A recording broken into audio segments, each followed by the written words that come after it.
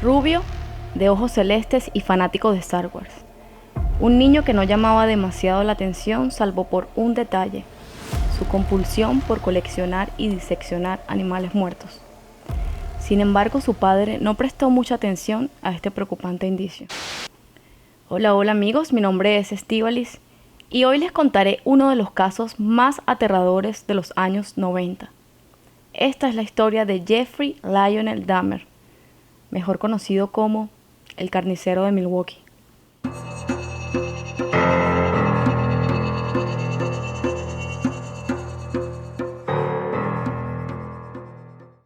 Jeffrey Lionel Dahmer nació en la ciudad de Milwaukee, en el estado de Wisconsin, el 21 de mayo de 1960, fruto del matrimonio de Lionel y Joyce Dahmer.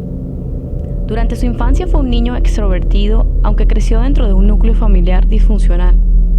Sus padres tenían problemas de pareja constantemente, por lo que tuvo que lidiar con una infancia muy inestable, pero a pesar de los problemas de sus padres, nunca sufrió maltrato físico ni abusos. Su padre, Lionel, era químico y su trabajo demandaba que se mudaran constantemente de vivienda. Y su madre, Joyce, se dedicaba a ser gestora. La vida de Joyce estuvo enmarcada por trastornos depresivos. Cuando estuvo embarazada de Jeffrey, padeció de rigidez muscular y fue recetada con fenobarbital y morfina, además de consumir gran cantidad de medicamentos antidepresivos. Lo mismo pasó con el segundo embarazo de su hijo menor, David. Los problemas de salud de Joyce y la falta de Lionel en el hogar trajeron como consecuencia una desatención durante la infancia de Jeffrey, quien pasaba mucho tiempo solo y los pocos momentos que compartía con ambos padres vivía en tensión mientras presenciaba numerosas discusiones entre ellos. Desde una edad temprana, Dahmer manifestó su interés por los animales muertos y esta fascinación empezó cuando tenía tan solo 4 años, cuando vio a su padre sacar huesos de animales debajo de la casa familiar. A Jeffrey le emocionaba el sonido que hacían los huesos y empezó a tomar interés en ello. De vez en cuando buscaba más huesos debajo y alrededor de la casa y exploraba los cuerpos de los animales vivos para descubrir dónde se encontraban sus huesos. Cerca de los 10 años de edad, Jeffrey comenzó a tener cambios de temperamento y sus maestros asociaron estos problemas a la ausencia de su padre en el hogar y al diagnóstico de enfermedad mental de su madre, por lo que el chico empezó a experimentar las consecuencias del abandono. En 1970, durante una cena familiar en la que se encontraban comiendo pollo, Jeffrey le preguntó a su padre qué pasaría si los huesos de ese pollo se pusieran en lejía. Lionel, complacido creyendo que se trataba de la curiosidad científica de su hijo, le demostró cómo blanquear y conservar de una forma segura los huesos de los animales y humanos. Más tarde, Jeffrey incorporó estas técnicas de conservación a su colección de huesos y también empezó a recoger animales muertos, incluso atropellados, los cuales diseccionaba y enterraba cerca de su casa y colocaba ocasionalmente los cráneos sobre cruces improvisadas. A la edad de 14 años, mientras Jeffrey estudiaba en el Instituto Revere de Ohio, comenzó a ingerir cerveza y alcoholes fuertes durante las horas del día. Incluso llevaba estas bebidas al colegio, por lo que un día un compañero le preguntó qué hacía bebiendo whisky durante una clase de historia y él le contestó que el alcohol era su medicina. Aunque Jeff era considerado poco comunicativo, era visto como un joven inteligente y educado. Digamos que fue justo en la adolescencia cuando Jeffrey descubrió que era homosexual. Incluso tuvo la primera relación sentimental con otro adolescente, aunque nunca llegaron a tener relaciones sexuales. Durante esta etapa también empezó a fantasear con dominar a una persona de género masculino y volverlo completamente sumiso a él. También empezó a desarrollar como fantasías con el torso del pecho masculino. Y a los 16 años empezó a planificar hacer realidad la fantasía de dejar inconsciente a alguien para volverlo sumiso a él y hacer uso sexual de su cuerpo, por lo que estuvo acechando detrás de un árbol a un joven con un bate, un joven corredor que le parecía atractivo, pero ese plan no resultó porque el chico no volvió a ese lugar. En mayo de 1978, Jeffrey se graduó del colegio y sus padres finalmente se divorciaron. Su madre Joyce se fue de la casa con David, hijo menor del matrimonio, y Jeffrey se quedó en la casa familiar por decisión propia, debido a que ya tenía 18 años. Durante esta época, Jeff estuvo solo durante un largo tiempo en casa y se dedicaba a ingerir alcohol, hacer ejercicios y fantasear con hombres. Fue en junio de 1978, justo 3 semanas después de su graduación, que Jeffrey iba de camino a su casa y un joven de 19 años llamado Steven Hicks se encontraba sin camisa en la carretera pidiendo un aventón. Jeffrey se detuvo y el chico le pidió que lo llevara a un concierto de rock en el condado de Medina, en Ohio. Y Jeff aceptó llevarlo, pero le pidió que antes pasaran por su casa para tomar unas cervezas juntos. Steven aceptó esta propuesta y al llegar a la casa de Jeffrey conversaron durante un rato, bebieron, y mientras pasaban el tiempo, Jeff fantaseaba con el pecho desnudo de Steven. Luego de unas horas el joven quiso irse porque ya se hacía la hora de asistir a su concierto, y mientras insistía en irse, Jeff le pedía que pasaran más tiempo juntos. En este punto ya sabía que el chico no era homosexual y sabía que sería difícil proponerle tener relaciones. Steven no dejaba de insistir en marcharse y esto irritó mucho a Jeffrey, por lo que golpeó 2 veces por detrás con una mancuerna de 10 libras y cuando cayó inconsciente lo estranguló con la barra de la misma hasta causarle la muerte. Luego de este hecho lo despojó de su ropa y procedió a masturbarse sobre el pecho del cuerpo sin vida de Steven. Terminada su fantasía, quiso deshacerse de los restos y los metió en bolsas negras para llevarlo a un basurero. Pero en el camino unos oficiales lo detuvieron porque conducía de forma descontrolada, y al observar que llevaba bolsas en la parte trasera del vehículo le preguntaron por el contenido, a lo que Jeffrey Dahmer respondió que se trataba de solo basura y los policías creyeron en su palabra y lo dejaron irse sin preguntar más. Así que decidió regresar a su casa, donde diseccionó el cuerpo, lo enterró en una tumba poco profunda en el patio trasero de la casa y semanas después lo desenterró para separar la piel de los huesos y disolverlo en ácido para luego tirar esta solución por el retrete. Respecto a los huesos, los trituró con un mazo y los esparció en el bosque que daba hacia el patio trasero de la casa. De esta manera, Steven Hicks se convirtió en la primera víctima conocida de Jeffrey Dahmer. 6 semanas después de este hecho, Lionel Dahmer, padre de Jeff, lo visitó y al darse cuenta que estaba viviendo completamente solo y sumergido en el vicio del alcohol, decidió matricularlo en la Universidad Estatal de Ohio para que estudiara la carrera de negocios.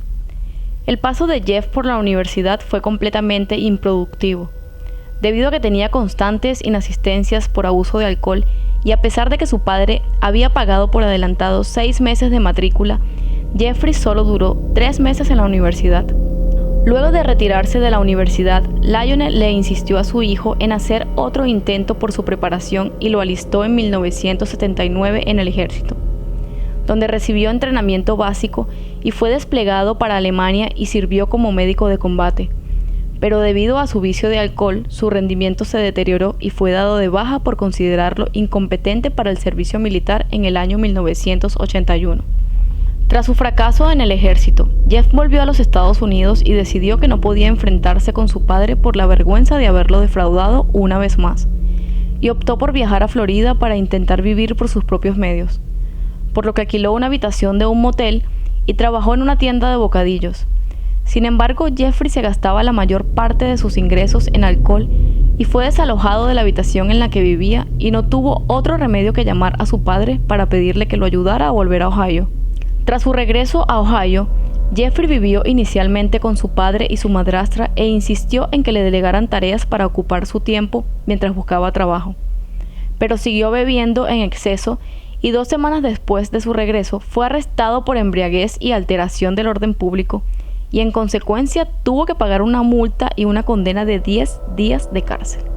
El padre de Jeffrey trató sin éxito de desintoxicar a su hijo del alcohol en diciembre de 1981 y lo envió a vivir con su abuela a Wisconsin, que era el único miembro de su familia a quien mostraba algún tipo de afecto, esperando que la influencia de su abuela, además del cambio de ubicación, pudieran persuadir a Jeffrey para que dejara de beber y encontrara un trabajo y se convirtiera en una persona responsable. Al principio la convivencia con su abuela era armoniosa.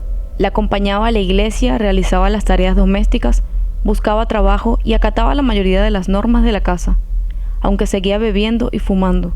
A principios de 1982 encontró empleo como flebotomista en el Centro de Plasma Sanguíneo de Milwaukee, donde mantuvo este trabajo durante un total de 10 meses hasta que fue despedido.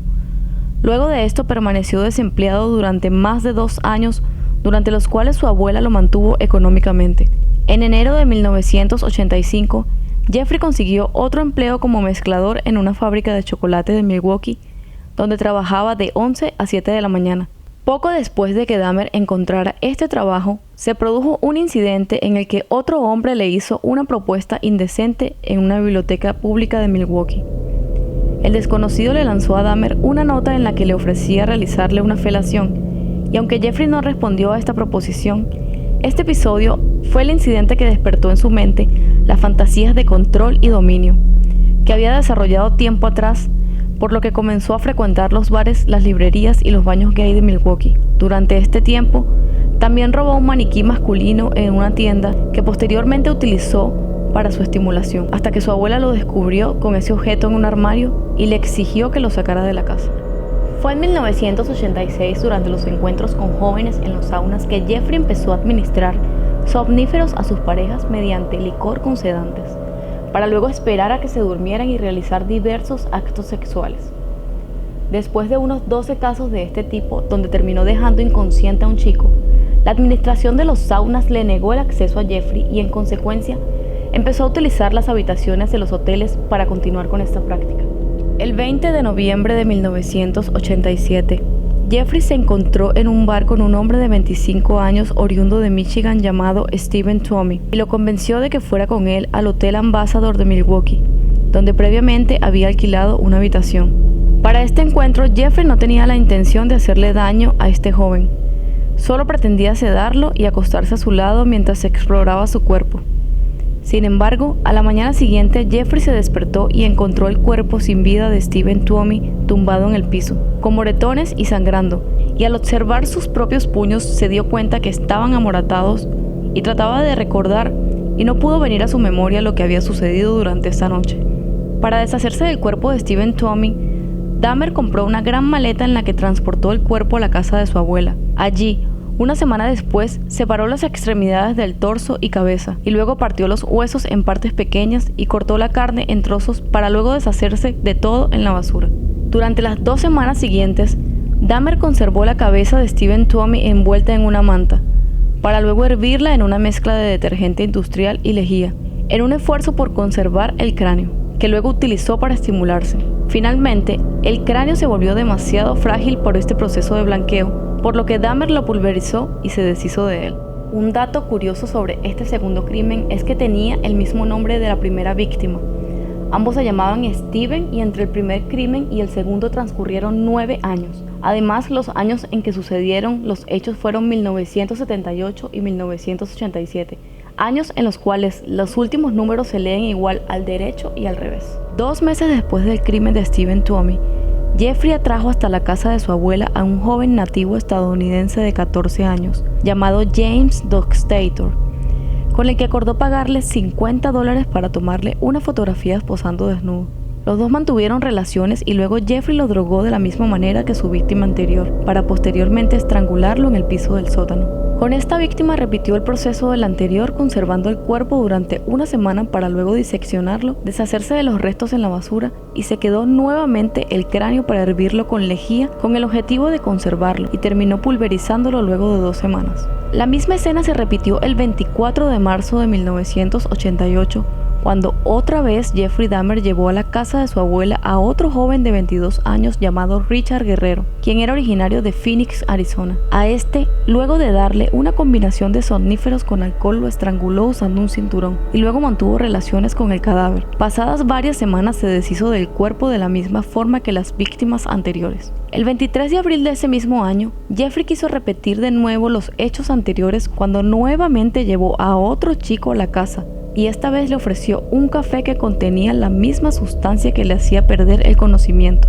Y al cabo rato, cuando el somnífero hacía su efecto, la abuela de Jeffrey se despertó y fue a la sala y le preguntó si estaba solo, a lo que Jeff respondió que sí, pero la abuela se dio cuenta que mentía, porque vio al chico que lo acompañaba. Esta vez Jeffrey decidió no matar a este chico y lo llevó inconsciente al Hospital General del Condado. Todos estos hechos desataron incomodidad en la abuela de Jeffrey, puesto que estaba en desacuerdo con todas las visitas nocturnas que Jeffrey llevaba a la casa. También le molestaba su abuso de alcohol y los malos olores que emanaban del sótano. Por este motivo decidió pedirle que se fuera de la casa en septiembre de 1988 y se mudó a un apartamento pequeño ubicado en el 808 de la calle 24 norte de Milwaukee. Tan solo 2 días después de vivir en ese departamento, fue detenido por drogar y acariciar sexualmente a un niño de 13 años originario de Laos, llamado Kaesun, al que había atraído a su casa con el pretexto de posar desnudo para fotografías. Fue el 30 de enero de 1989 que Jeffrey Dahmer se declaró culpable de los cargos de agresión sexual en segundo grado y de seducir a ese niño con fines inmorales, y la sentencia fue suspendida y durante este tiempo se devolvió a vivir con su abuela.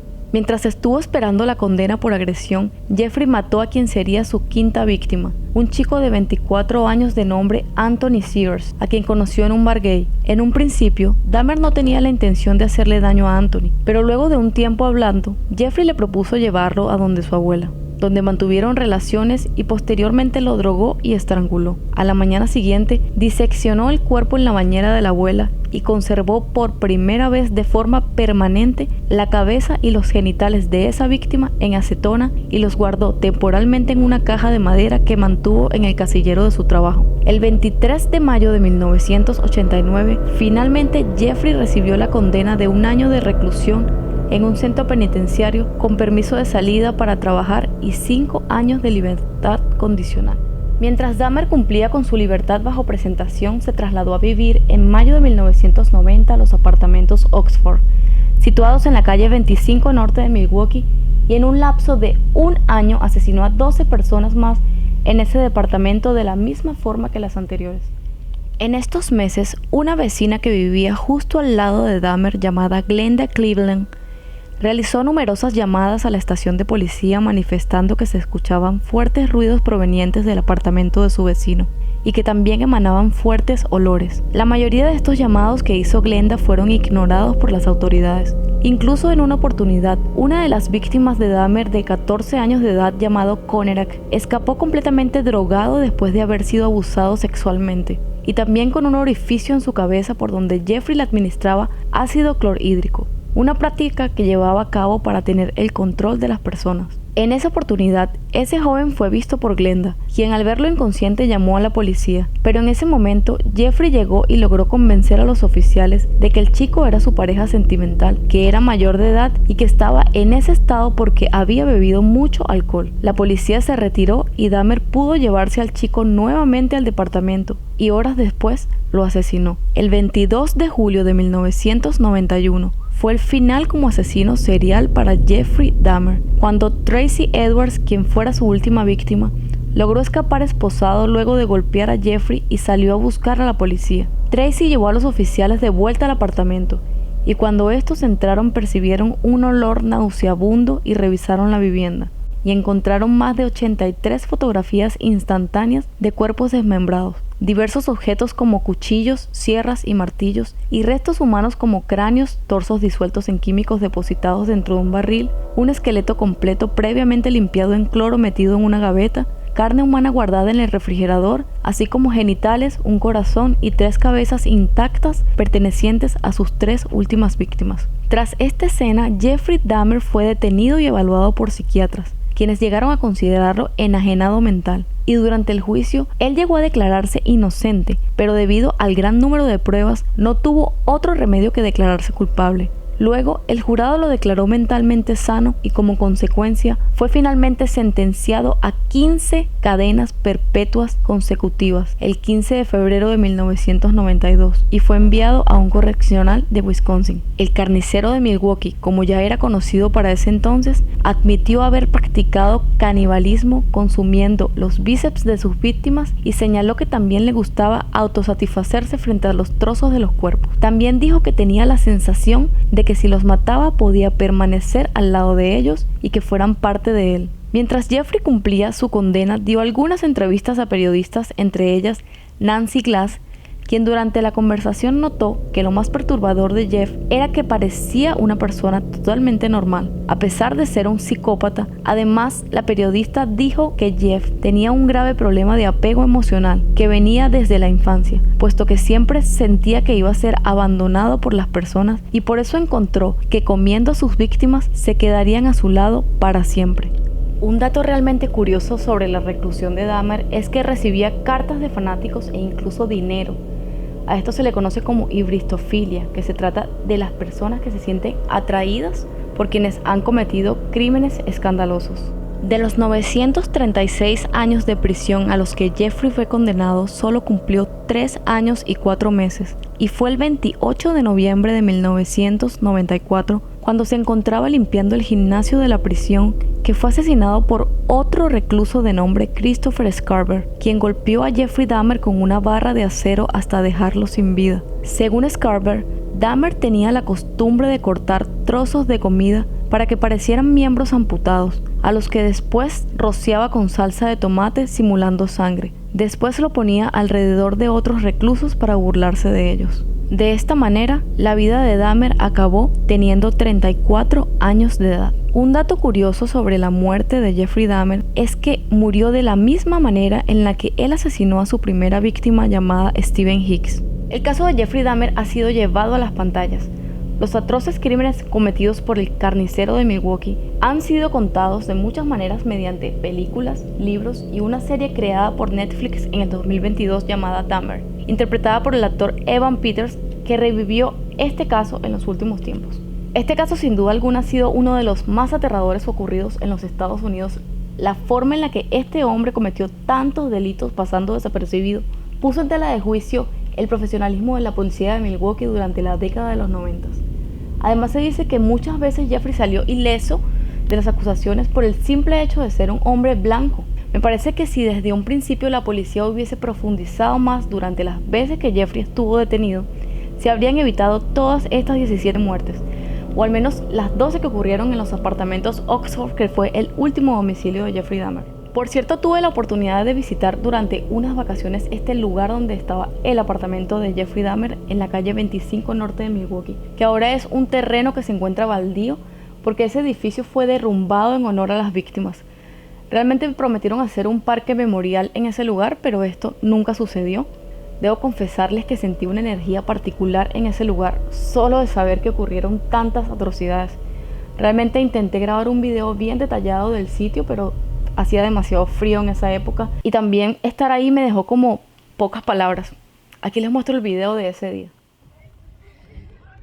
Me habría gustado venir a este lugar de día un poco mejor, pero esta es la dirección exacta donde vivía Jeffrey Lionel Dahmer, y este lugar que está aquí enrejado era donde anteriormente estaban los apartamentos Oxford, que fueron los apartamentos donde Jeffrey Dahmer cometió sus atroces crímenes.